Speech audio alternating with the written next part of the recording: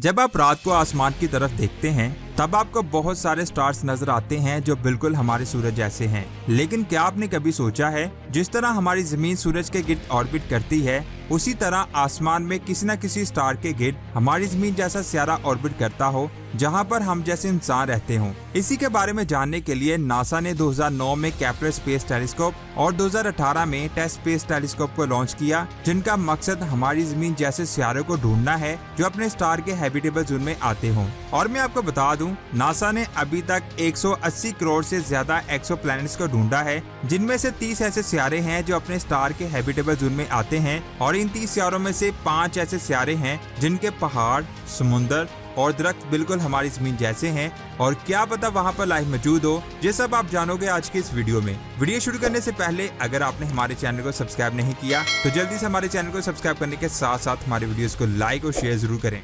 सबसे पहले बात करते हैं हमारे सोलर सिस्टम के सबसे करीबी स्टार प्रोक्सिमा सेंटोरी को ऑर्बिट करने वाले एक एक्सोप्लैनेट प्रोक्सिमा बी की, जो हमारी जमीन से 4 लाइट ईयर दूर है और ये अपने स्टार के हैबिटेबल जोन में आता है, जिसका एटमॉस्फेयर बिल्कुल हमारी जमीन जैसा है और यहाँ पर पानी का समुंदर हो सकता है। इसे 2016 में डिस्कवर किया गया था और ये अपने स्टार के गिर्द अपना एक चक्कर 11 दिनों में कंप्लीट करता है। लेकिन इसका सबसे बड़ा मसला इसका स्टार है, जिससे बहुत खतरनाक सोलर फ्लेयर्स निकलती हैं जो किसी भी वक्त अपने सियारे को तबाह कर सकती हैं। लेकिन इसका टेम्परेचर -39 डिग्री सेल्सियस से 0 डिग्री सेल्सियस के दरमियान आता है, जो बिल्कुल हमारी जमीन जैसा टेम्परेचर है, जिसकी वजह से ये सियारा हमारा न्यू घर हो सकता है। अब बात करते हैं केपलर स्पेस टेलीस्कोप से ढूंढे गए सियारों की।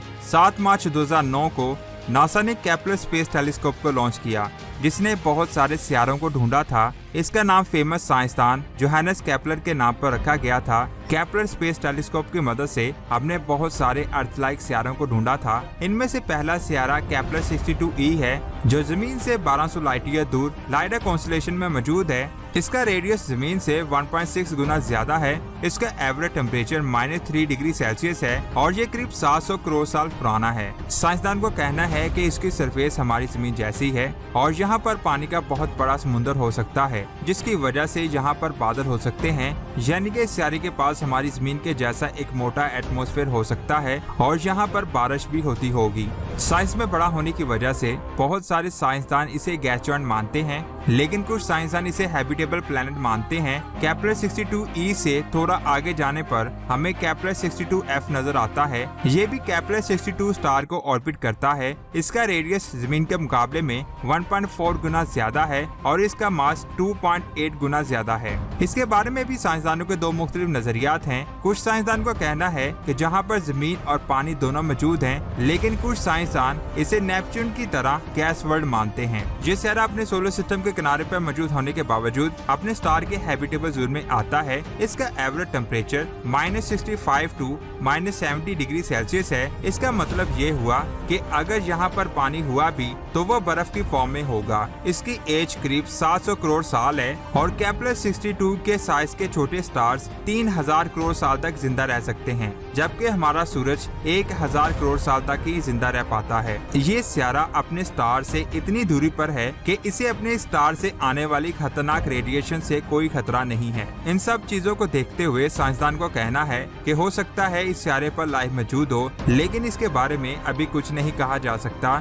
लेकिन साइंसदान अभी भी इसके बारे में स्टडी कर रहे हैं। अब बात करते हैं जमीन से 582 लाइट ईयर दूर सिग्नस कॉन्स्टेलेशन में मौजूद एक स्टार 186 को ऑर्बिट करने वाले एक एक्सोप्लैनेट 186b की। इसका रेडियस जमीन के कंपैरिजन में सिर्फ 10% ज्यादा है और इसका मास 1.4 गुना ज्यादा है, जिसकी वजह से इसे जमीन का कजन कहा जाता है और ये अपने स्टार के हैबिटेबल जोन में आता है। इसका टेम्परेचर -85 डिग्री सेल्सियस से 0 डिग्री सेल्सियस है, इसीलिए यहाँ पर लाइफ की पॉसिबिलिटी भी हो सकती है। लेकिन यहाँ पर हमें इसके बारे में एक और भी बात जान लेनी चाहिए कि हमें इसके एटमॉस्फेयर के बारे में ज्यादा इन्फॉर्मेशन नहीं है। साइंसदान ये नहीं समझ पाए कि ये रॉकी प्लैनेट है या फिर एक गैस जॉइंट। साइंसदानों ने इसके चारों तरफ घने बादलों को देखा है, जिसकी वजह से इसके रॉकी होने के चांसेस बहुत ज्यादा हैं।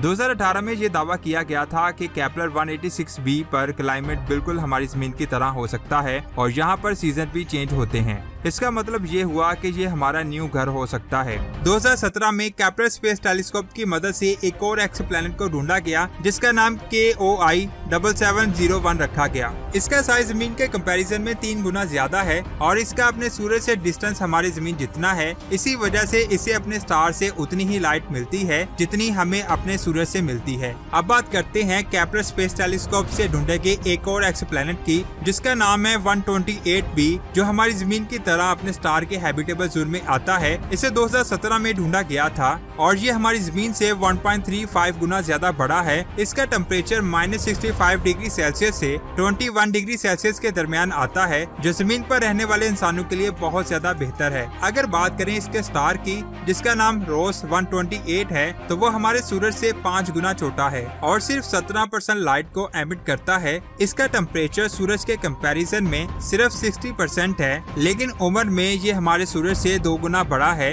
ये स्टार बिल्कुल हमारे सूरज जैसा है। हमारी लिस्ट के दूसरे एक्सोप्लैनेट के कंपैरिजन में ये अपने हैबिटेबल जोन में नहीं आता, लेकिन फिर भी इस प्लेनेट का मास, टेम्परेचर और साइज इसे जमीन के जैसा बनाता है और यहाँ पर एटमॉस्फेयर होने के चांसेस बहुत ज्यादा हैं। इसी वजह से इसे भी हमारा न्यू घर कहा जा सकता है। आइए बात करते हैं ग्लिस 18G की, जो जमीन से 20 लाइट ईयर दूर लिब्रा कॉन्स्टेलेशन में मौजूद है। इसे जर्मिनास वर्ल्ड के नाम से भी जाना जाता है। हमारी इस लिस्ट के दूसरे एक्सोप्लैनेट के मुकाबले में इस एक्सोप्लैनेट के होने या ना होने पर सवाल उठाया जाता है। इसे 2010 में स्टीवन स्कॉट ने डिस्कवर किया था, लेकिन इसके कुछ सालों बाद यूरोपियन साइंसदानों ने इसकी मौजूदगी से इनकार कर दिया था। फिर इसकी डिटेल से स्टडी की गई और इसकी मौजूदगी को साबित कर दिया गया, लेकिन अभी भी कुछ साइंसदान मानते हैं कि ये सियारा मौजूद नहीं है। ऐसा कहा जाता है कि ये सियारा अपने स्टार के हैबिटेबल जोन के बिल्कुल दरमियान में मौजूद है, जिसकी वजह से यहाँ पर पानी का समुद्र होना चाहिए। जब इसे स्टार्टिंग में ढूंढा गया था तो साइंसदानों ने कहा था कि इसका एवरेज टेम्परेचर -37 डिग्री से -311 डिग्री सेल्सियस के दरमियान होना चाहिए और उनके मुताबिक इस प्लेनेट पर लाइफ की पॉसिबिलिटी के बहुत ज्यादा चांसेस हैं। लेकिन साइंसदानों की बातों पर 100% यकीन नहीं किया जा सकता, लेकिन फिर भी हमें यकीन करना पड़ता है। आपको क्या लगता है? नीचे कमेंट्स करके जरूर बताएं। अगर वीडियो अच्छी लगी तो इसे लाइक करके हमारे चैनल को सब्सक्राइब करने के साथ साथ बेल आइकन को प्रेस करें। अपना बहुत सारा ख्याल रखें। खुदा हाफिज।